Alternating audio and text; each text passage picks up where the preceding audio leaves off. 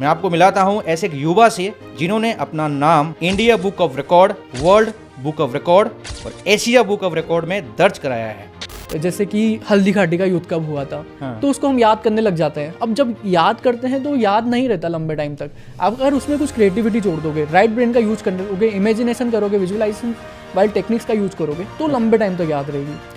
तो मैंने वही चीज़ स्टार्ट करी और मैंने इस टेक्निक्स का यूज करके फिर India book of record, world book of record और एशिया बुक ऑफ रिकॉर्ड में नाम दर्ज कराया। क्या मानते हो, क्या सिर्फ टेक्निक को फॉलो करके without any self control, without any discipline, क्या कोई इतना बड़ा रिकॉर्ड कर सकता है, इतना सब कुछ याद रख सकता है या नहीं? कोई भी पर्सन जिस भी फील्ड में हो, सेल्फ कंट्रोल और डिसिप्लिन को फॉलो करे तो वो किसी भी हद तक पहुंच सकता है। अपने फील्ड में हो, जिस भी फील्ड में हो, बहुत अच्छे लेवल पर पहुंच सकता है। तो एक बार डेमो देख लेते हैं कि 1 to 100 तक क्यूब ये बताएंगे आंख बंद करके। 1128 327 464 5125 6216 7343 51297। सबसे बड़ा नास्तिक वो नहीं कि जो भगवान पर विश्वास नहीं करता है, भगवान को एक बार साइड करते हैं, ठीक है। सबसे बड़ा नास्तिक वही है जो खुद पर विश्वास नहीं करता है। सर आज का टाइम ऐसा है ना कि लोग दिखाते क्या हैं और होते क्या हैं एक्चुअल में। वो कभी ये नहीं चाहेंगे कि तुम उस लेवल पर पहुंचो, इसलिए वो दिखाएंगे कुछ और। जैसा मेरा डेली का रूटीन था सर, मैं क्या करता था डेली रात को है ना, रात को सोते टाइम अपनी आंखें बंद करके आपकी वीडियोस सुनता था कि डेली मुझे कि 2-3 वीडियोस डेली देखनी है मुझे। जैसे कि आपने प्लेलिस्ट बना रखी है जैसे 50 गोल्डन वीडियोस, तो मैं उन वीडियोस को बार बार जब तक मेरी लाइफ में उतर नहीं जाए वो, जब तक मैं उनको फॉलो ना करने लग जाऊँ, मैं उनको डेली सुनता था। स्वागत है आप सबका मंथन हब के इस फर्स्ट पॉडकास्ट में। मैं आपको आज मंथन हब का अचीवमेंट दिखाना चाहता हूँ। मैं आपको मिलाता हूँ ऐसे एक युवा से जिन्होंने अपना नाम India book of record, world book of record और एशिया बुक ऑफ रिकॉर्ड में दर्ज कराया है। आज जानेंगे कि उनका अचीवमेंट क्या है और कैसे अचीव किया। साथ में हम लोग डेमो भी देखेंगे। तो स्वागत है मोहित, अब अपना परिचय दीजिए एक बार ऑडियंस को। जी, मेरा नाम मोहित है, मैं कोटा राजस्थान से हूँ। मैं एक इंजीनियरिंग स्टूडेंट रहा हूँ और अभी मैं एक अमेजॉन ई कॉमर्स स्पेशलिस्ट हूँ। ये बात जब की है जब लॉकडाउन था, लेकिन मुझे सही टाइम पर मंथन हब मिल गया और मैं गलत रास्तों पे जाने से बच गया। अगर मुझे मंथन हब नहीं मिला होता तो मैं भी आज जो यंग पीपल्स जो जा रहे हैं उनकी तरह गलत रास्तों पे होता और मुझे ये अचीवमेंट्स नहीं मिली होती। एक टाइम था जब मैं अपना फ़ोन चला रहा था और रैंडमली मुझे टेलीग्राम पे कुछ ऐसी चीज़ें मिली जिसको देखने के बाद मुझे फ़ील हुआ, मुझे अपने आप पर घिन आने लग गई कि ये बहुत ज़्यादा गलत चीज़ें हैं, बहुत ज़्यादा सेंसिटिव एंड गलत चीज़ें हैं और मैं इनके लिए नहीं बना हूँ। उसके बाद फिर मुझे मेरे फ्रेंड के थ्रू उसने रैंडमली मुझे एक लिंक भेजा। फिर उस लिंक में मुझे मंथन हब का वीडियो मिला जिसमें थी वो ब्रेन रिवायर साउंड। अच्छा, वो ब्रेन रिवायर साउंड को जैसा उसमें बताया गया था फॉलो करा। जैसे उसमें मेरा ईयरफोन लगाना था, वो सजेशन था, और आइज क्लोज करनी थी, अपनी आंखें बंद करके वो पूरा सुना मैंने और उसको सुनने के बाद बहुत ज़्यादा हेल्प मिली मुझे। और लॉकडाउन था, लॉकडाउन में जैसे मैं अपनी फैमिली के साथ रह रहा था, बहुत सारे डिसिप्लिन हम फॉलो कर रहे थे। मेरे फादर एक काफ़ी ज़्यादा डिसिप्लिन पर्सन है, तो उनसे भी मुझे बहुत सारी चीज़ें सीखने को मिली। क्या बात है। तो मैंने एप्लीकेशन करना का ट्राई किया क्यूब्स के ऊपर कि क्यूब्स मुझे उस टाइम पर मुश्किल से 10 तक ही पता थे। मैंने 21 to 25 तक के क्यूब्स को नोट डाउन किया और देखा कि मैं इस टेक्निक्स का यूज़ करता हूँ और दोबारा इनको देखूंगा ही नहीं।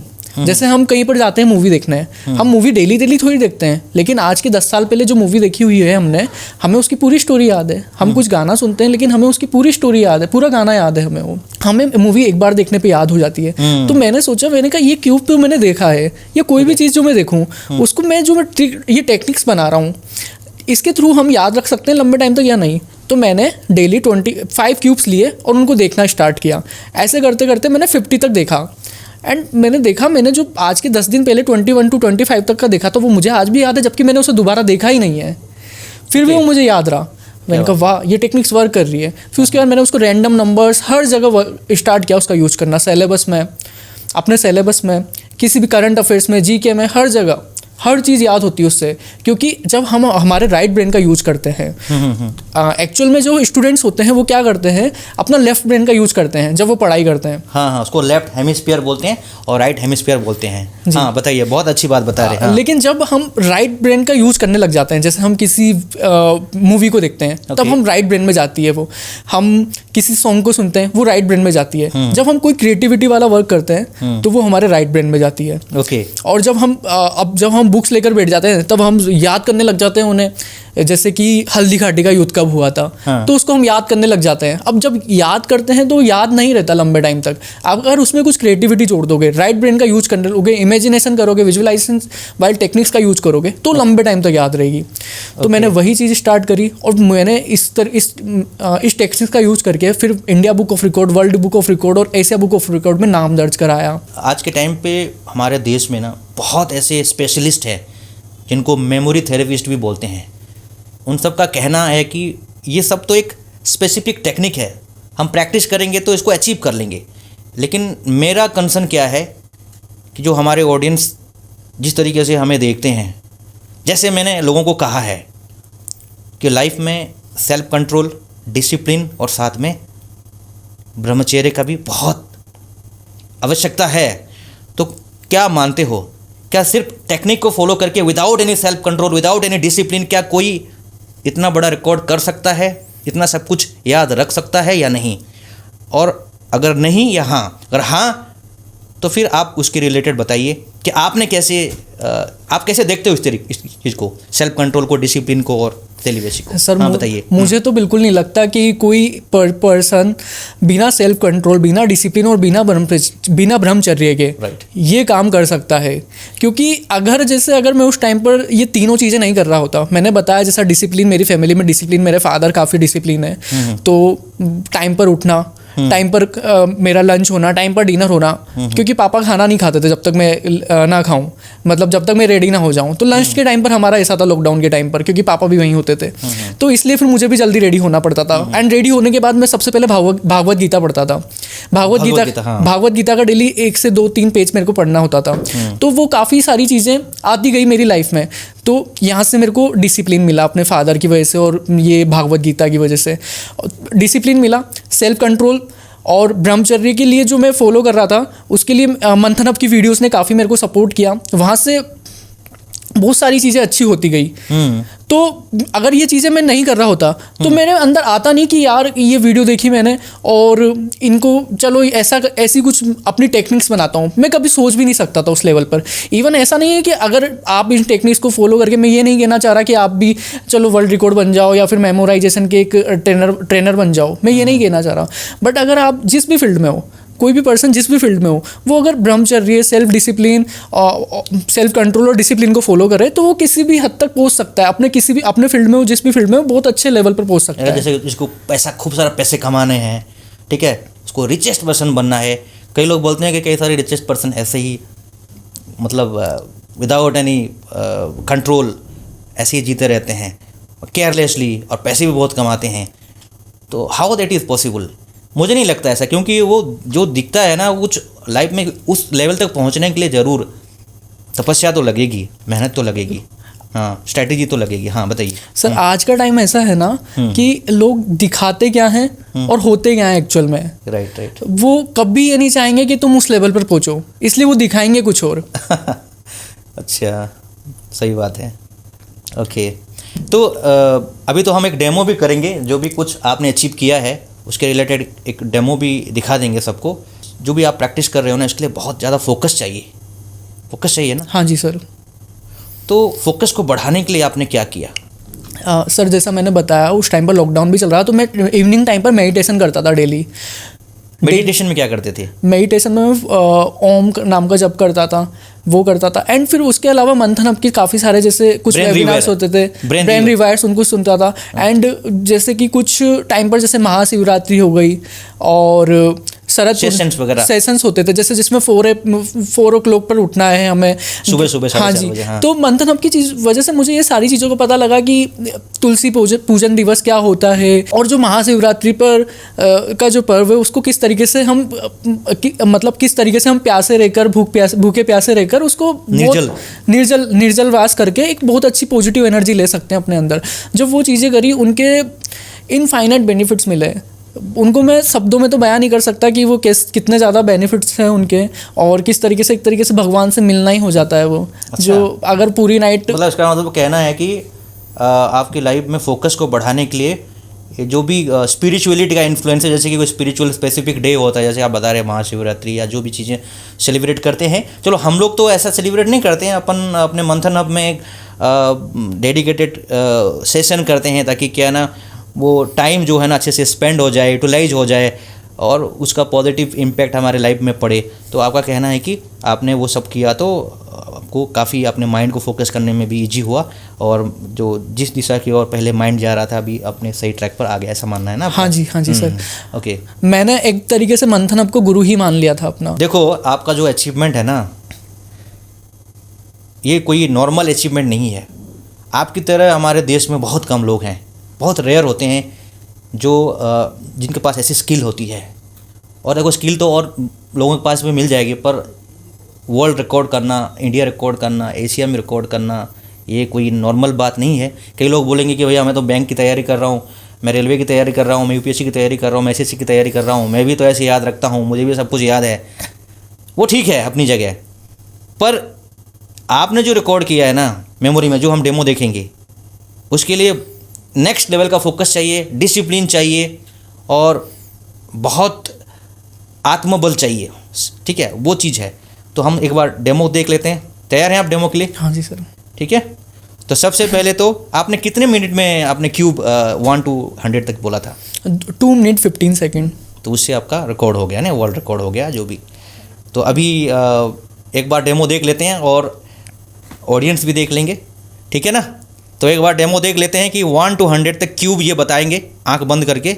1128 327 464 5125 6216 734 38 5129 729 10000 11 1331 12 1728 13 2197 14 2744 15 3375 16 4096 17 4913 18 5832 19 6859 28 000 21 9264 21 9261 22 0648 23 12167 24 13824 25 15625 26 17576 27 19683 28 21952 29 24389 30 27 000 31 29791 32 32768 33 35937 34 39304 35 42875 36 46656 36 37 50653 38 54872 39 59319 46 464 000 41 68921 42 74088 43 79507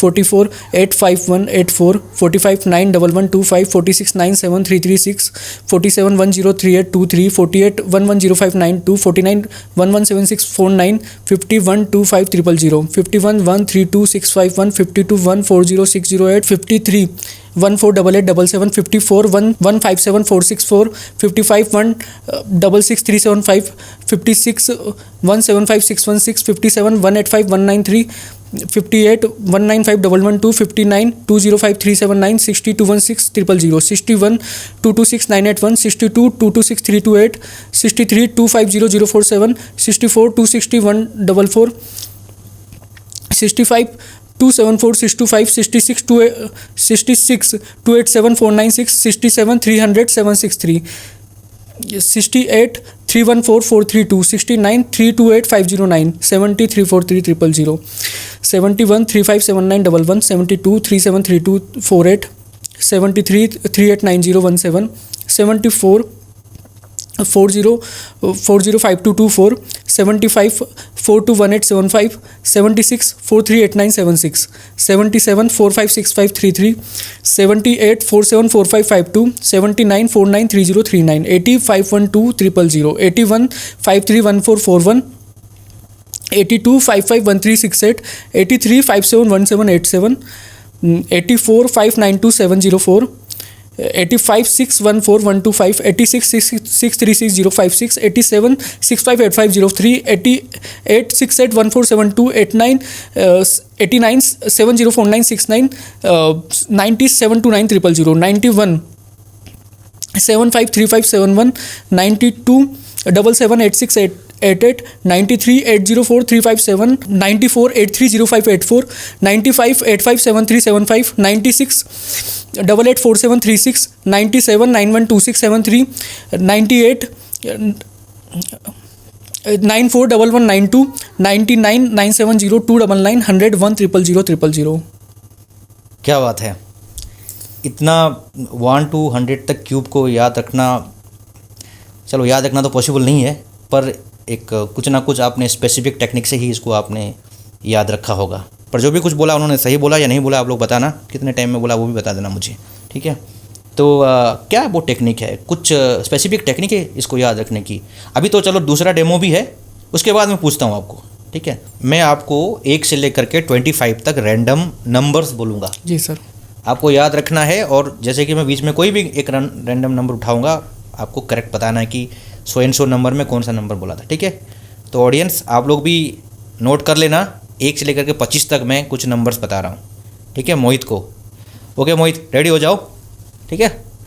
12, okay, 27, okay, 34, okay, 46, okay, 58, okay, 61, okay, 73, okay, 85, okay, 19, okay, 42, okay, 67, okay, 91, okay, 24, okay, 38, okay, 54, okay, 76, okay, 89, okay, 31, okay, 64, okay, 95, okay, 41, okay, 85, okay, 63, okay, 99, okay, 22। Okay. अब रेडी हो, क्वेश्चन पूछूं? जी। ओके, 22 में क्या बोला था?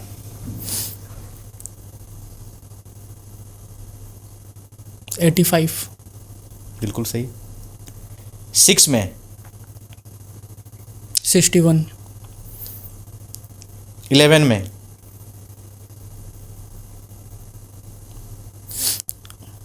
11 में 67। एग्जैक्टली। ओके, 8 में? 85। हाँ, ये टफ था क्योंकि दोनों नंबर्स के साथ 85 मैंने मैच किया था। ओके, बहुत बढ़िया। ये बहुत मुश्किल होता है ना इसको पिक्चर बनाना इसका। ओके, 19 में?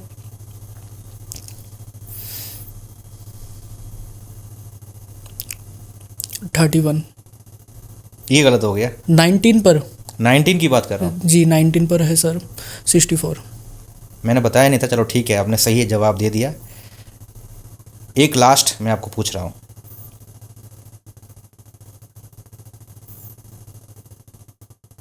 नाइन पर?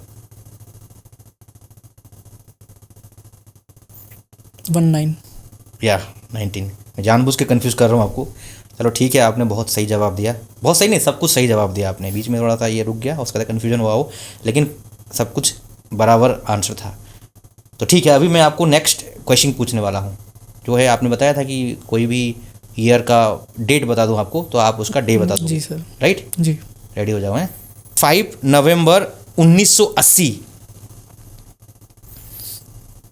कौन सा डे था?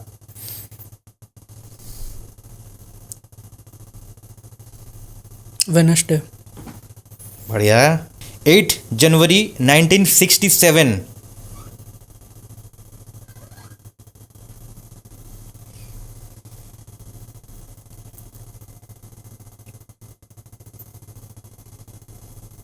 संडे। बिल्कुल सही। सर आप 19 सेंचुरी के अलावा और भी किसी भी सेंचुरी का पूछ रहा हूँ ना सकते मैं, हो। और भी पूछ रहा हूँ ना। 3 फरवरी 1589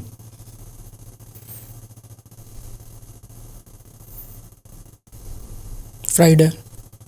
क्या बात है। 16 अगस्त फिर 16 अगस्त। 16 अगस्त 1885, 1885, 16 अगस्त।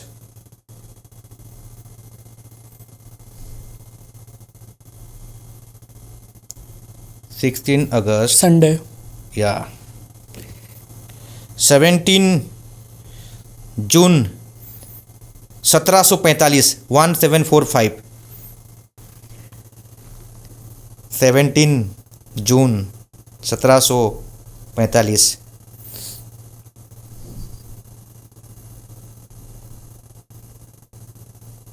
थर्सडे।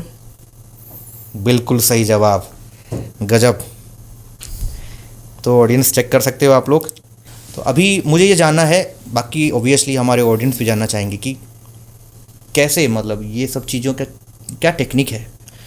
मुझे जहाँ तक समझ में आता है, वो नंबर्स को या किसी भी चीज़ को हम जब याद करते हैं तो उसके साथ हम कुछ इमेजिन करते हैं, कुछ पिक्चर क्रिएट करते हैं, कहानी बनाते हैं, राइट? जी।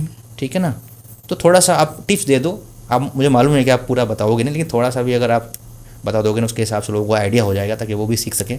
बाकी इनको आगे सीखना है, आपसे समझना है, तो वो तो आपको कांटेक्ट करेंगे। ठीक है, बताइए प्लीज़। जैसा सर मैंने स्टार्टिंग में बताया कि जैसे हम मूवी देखते हैं, हमें वो याद नहीं करने थोड़ी जाते हैं। हम किसी सिनेमा हॉल में जाते हैं, तब डायरी और पेन लेकर थोड़ी मूवी मतलब लिखने जाते हैं कि मूवी में क्या हुआ है, लेकिन वो हमें याद रह जाती है। गाने सुनते हैं, हमें याद रह जाते हैं, क्योंकि हम जब उन्हें राइट ब्रेन का यूज़ करते हैं, राइट ब्रेन का यूज करके जब हम देखते हैं, सुनते हैं, तो वो हमारे राइट ब्रेन में जाता है।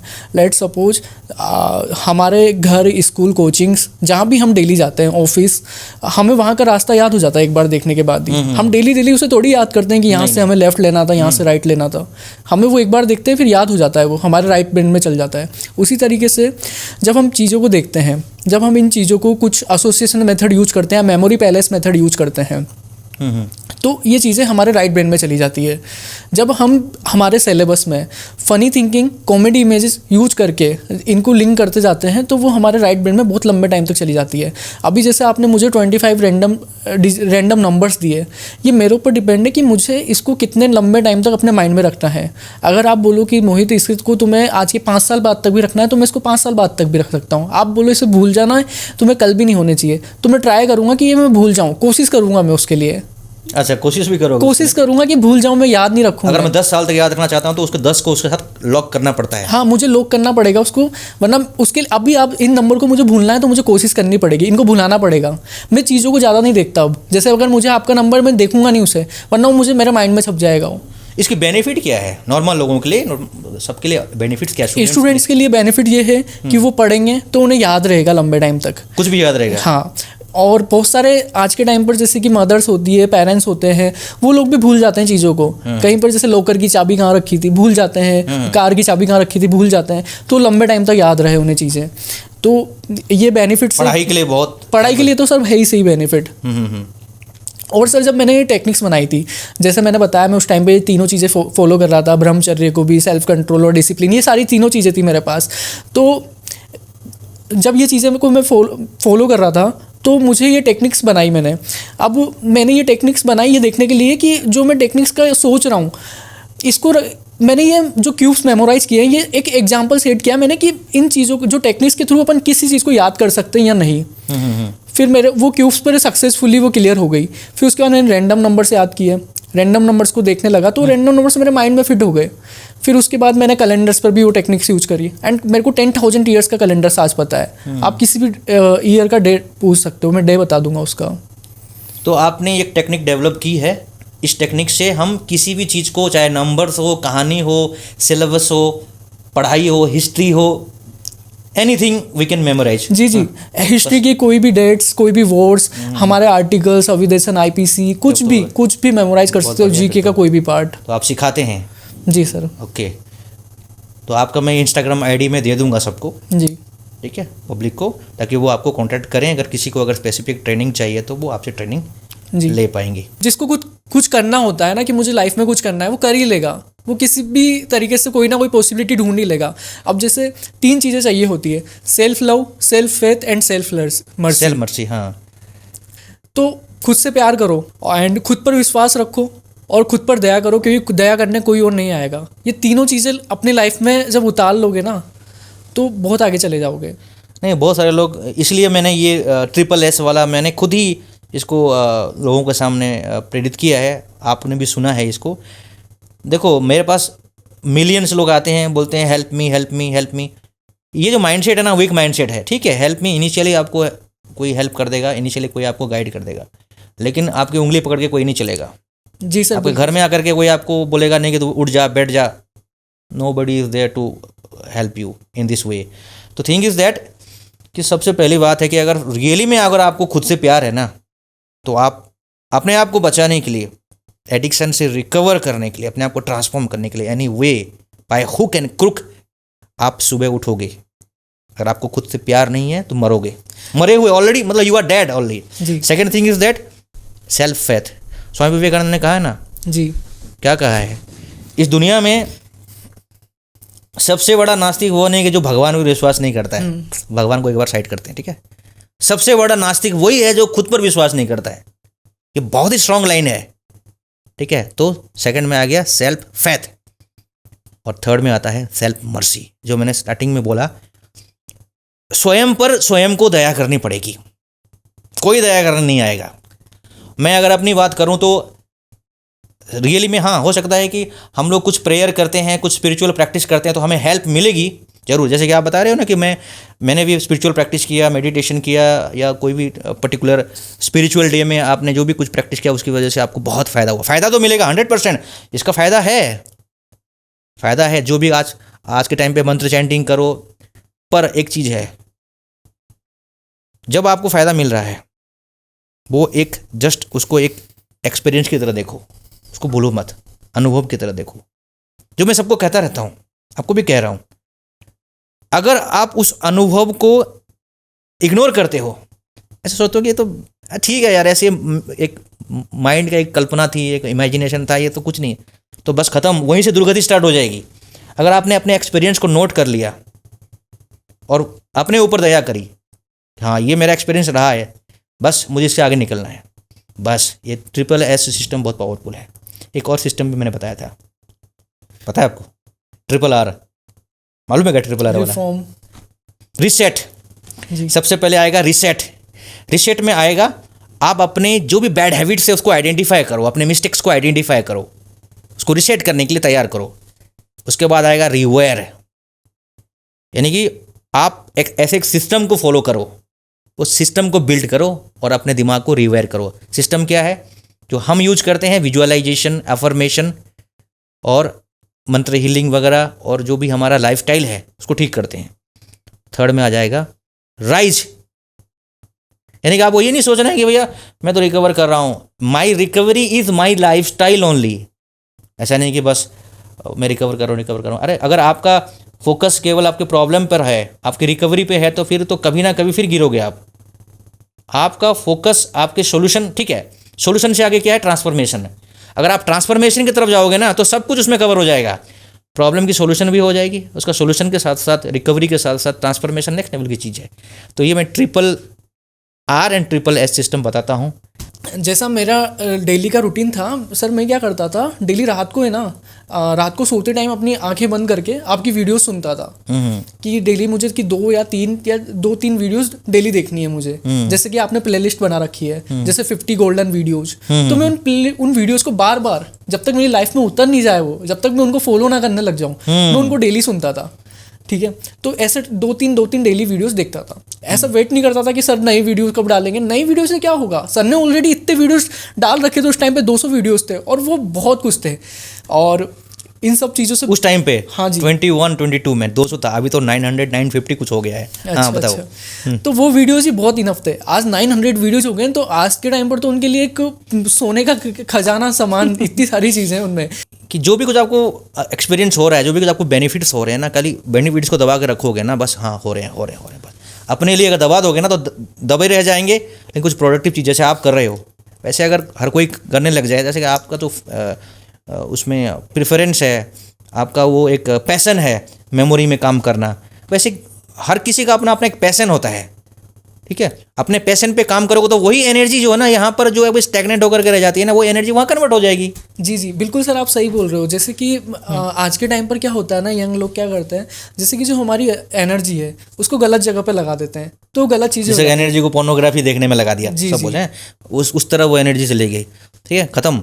उसके बाद फर्स्ट पहली बात तो वो उसमें इमेजिनेशन में जीने लग जाएगा। और एक बहुत इंटरेस्टिंग बात है कि ब्रेन के रिलेटेड आप काम कर रहे हो ना, तो क्या होता है कि जो रियली में व्यक्ति प्रैक्टिस करता है ना, जो एक्चुअल में फिजिकली इन्वॉल्व होता है या जो इमेजिन कर रहा है, दोनों एक्सपीरियंस ब्रेन के लिए सेम होता है। ब्रेन को ये नहीं पता है कि ये सही है, ये नकली है या असली है, क्योंकि वो खाली एक्सपीरियंस को देखता है, उसके हिसाब से उसका न्यूरॉन्स रिलीज होता है। यानी कि कोई बंदर वाला मैं एग्जांपल देता हूँ, बंदर केला खा रहा है, एक बंदर देख रहा है, तो दोनों के लिए सेम टू सेम एक्सपीरियंस होता है। ब्रेन के लिए, ब्रेन दोनों को एक जैसा देख रहा है। तो वही बात है, वहाँ पर भी एनर्जी फोकस हो रही है, उस तरफ बह रही है, और उसमें क्या होता है, ब्रेन वो भी रिवेयर होता है, उसको भी ब्रेन रिवेयर बोलते हैं, पर वो नेगेटिवली रिवेयर हो रहा है। और एक बार नेगेटिवली रिवेयर हो गया ना, तो उसको पॉजिटिवली रिवेयर करने में बहुत मेहनत लगती है। सबसे बेस्ट मेथड यही है, जो प्लास्टिसिटी बोलते हैं हम, उसको यूज करके हम वापस ब्रेन को पॉजिटिवली रिवेयर कर सकते हैं, जो हम बताते हैं ब्रेन रिवेयर में, आप भी बता रहे थे। हाँ, अगर ये सारी चीज़ें अगर मैं फॉलो नहीं कर रहा होता तो सर मैं लाइफ में ये अपनी जो ये एनर्जी को कन्वर्ट नहीं कर पाता। अगर ये एनर्जी कन्वर्ट नहीं कर पाता तो मैं भी ये world record, India book of record में अपना नाम कभी दर्ज करा ही नहीं पाता। इवन ये सोच ही नहीं पाता कि ये चीज़ भी करनी चाहिए, क्योंकि अगर बहुत सारे, जैसा आप मुझसे थोड़े टाइम पहले पूछ भी रहे थे कि ऐसे तो बहुत सारे थेरेपिस्ट हैं जो ये चीज़ें कर सकते हैं, इसमें ब्रह्मचर्य की ज़रूरत कहाँ है। अगर ब्रह्मचर्य होता नहीं ना मेरी लाइफ में, तो मेरे माइंड में ये चीज़ आती ही नहीं कि यार ऐसा भी करें, ऐसी भी टेक्निक्स बनाए। क्रिएटिव जो है ना, क्रिएटिव थिंकिंग डेवलप नहीं होती है, राइट। क्रिएटिविटी नहीं आती है माइंड में, कुछ करने का मन नहीं होता है, काम ही गलत चीज़ों में होता है ना, कहाँ से आएगा मन करने के लिए किसी भी चीज़ में, किसी भी की मैं अच्छी चीज़ करूँ लाइफ में, मैं अपने इंडिया के लिए कुछ करूँ, मैं कुछ अपने एक इंस्पिरेशन लेकर आऊँ इस यूथ के लिए, या फिर अपनी लाइफ को कैसे चेंज कर, ऐसा आइडिया आएगा ही नहीं, क्योंकि आइडिया अपने कब 24 घंटे पूरे हो जाएंगे पता ही नहीं लगेगा, क्योंकि मोस्ट ऑफ द टाइम ही अपना ऑनलाइन चला जाता है, कभी इंस्टाग्राम पे रील्स स्क्रॉल करने में, क्या बिल्कुल तो मोस्ट ऑफ टाइम बहुत वेस्ट होता है। हाँ, टाइम इसमें 3-4 घंटे कब चले जाते हैं। ये बनाई इसी तरीके से गए हैं ना सर, एप्लीकेशन उलझाने के लिए ये ऐसे माइंडेड साइंटिस्ट, इंजीनियर्स के थ्रू बनाए गए हुए हैं कि जिससे माइंड डाइवर्ट होना ही है। तुम वहां पर अगर 10 मिनट के लिए आओ, तुम 3 घंटे का वेस्ट करके चल जाओगे, पता भी नहीं चलेगा। डोपामिन रिलीज होता है ना, डोपामिन स्टिमुलेशन बोलते हैं। हाँ। डोपामिन से एक बात और बोलूँगा सर, एक्चुअल में क्या है ना, जैसे किसी भी पर्सन को है ना, जैसे कोई स्टूडेंट है तो उसको क्या है ना, डोपामिन जब वो घर पर रहता है, पूरे टाइम घर पर रहता है, तो वो क्या है ना, या फिर बहुत ज़्यादा डिप्रेशन में वो दूसरों की लाइफ देख रहा है, दूसरों के सोशल स्टेटस देख रहा है, और वाह की क्या लाइफ है इनकी। जब स्टेटस हम देखते हैं तो ऐसा लगता है ना कि देखो ये जी रहे हैं लाइफ, सबसे बुरी लाइफ तो मेरी ही है। जब हम व्हाट्सअप पे, फेसबुक पे देखते हैं दूसरों के स्टेटस, तो उस टाइम पर हमें क्या होता है ना, हमें हमारी लाइफ बेकार लगने लगती है, तो उस टाइम पर हम डोपामिन रिलीज नहीं हो पाता, तो उस टाइम पर हम सोचते हैं कि सबसे बुरी लाइफ मेरी है, तो हम गलत साइट्स पे जाते हैं, गलत काम करते हैं, और गलत काम करके अपनी एनर्जी को गलत कामों में लगाते हैं, तो और उससे डोपामिन रिलीज होता है, तो वो हम खुशी गलत कामों से लेना चाह रहे हैं, जबकि वो खुशी हम दूसरी चीज़ों से ले सकते हैं, जैसे ब्रह्मचर्य को अपनाकर, योगा कर बाहर जाकर, बाहर घूमकर, कुछ एक्सरसाइज कर या कुछ अच्छी चीज़ों में। हाँ, तो इसमें क्या है ना, अपने को डोपामीन के ट्रैप में नहीं फंसना। डोपामीन एक ऐसा हार्मोन है जिससे हमको प्लेजर फील होता है, लेकिन डोपामीन को कंट्रोल में रखने के लिए सेरोटोनिन रिलीज करना पड़ता है। चलो ठीक है, वो तो दूसरा साइंस हो गया। एनीवे, डोपामीन ट्रैप से अपने को बचना है, तो उसके लिए ये जो हमारा पाथ है जो आप बता रहे हो कि अपने एनर्जी को कन्वर्ट करने के लिए किसी अपने पैशन में उसको लगाना पड़ेगा, जो आपने किया। जी सबका अपना अपना होता है। तो ये बहुत अच्छा आपने मैसेज दिया है, और किसी को भ्रम में जीने की ज़रूरत नहीं, उलझने की ज़रूरत नहीं। It's very simple, just divert your energy towards ये फ्रूटफुल पर्पस, दैट्स ऑल। ठीक है ना। तो यहाँ तक आपका मैसेज बहुत ही हमारे लिए एनलाइटनिंग रहा है, और हमें भी बहुत कुछ सीखने को मिला है, और हमारे ऑडियंस को भी सीखने को मिला है। ठीक है, तो लास्टली आप ऑडियंस को क्या मैसेज देना चाहोगे? देखो, हमारा टॉपिक जो है खास करके हम सेल्फ कंट्रोल सिखाते हैं, एडिक्शन रिकवरी सिखाते हैं। हमारा जो मेथड है वो भी ब्रेन रिवेयर ही है, विजुअलाइजेशन, अफर्मेशन, मंत्र healing and lot of things are there. तो उसके लिए भी काफ़ी हेल्पफुल होता है। आप ओबियसली बता ही रहे हैं कि मुझे उससे हेल्प मिली है। तो ऑडियंस को एक फाइनल मैसेज दे दीजिए, उसके बाद फिर कभी मौका मिलेगा तो ज़रूर मिलेंगे। जी सर। ठीक है, प्लीज़ आपका लास्ट मैसेज क्या रहेगा? जैसा कि मैं मंथन हब की सब ऑडियंस मुझे देख रही है, मंथन हब में अगर आप मंथन हब से जुड़े हुए हो तो वैसे ही आप बहुत अच्छी जगह पर हो। अगर आप मंथन हब की गाइडलाइंस को और वीडियोस में जो बताया जा रहा है उनको फॉलो करोगे, ब्रेन रिवायर सुनोगे, काफ़ी इनफाइनाइट बेनिफिट्स हैं, कहने की ज़रूरत ही नहीं है, इनफाइनाइट बेनिफिट्स हैं।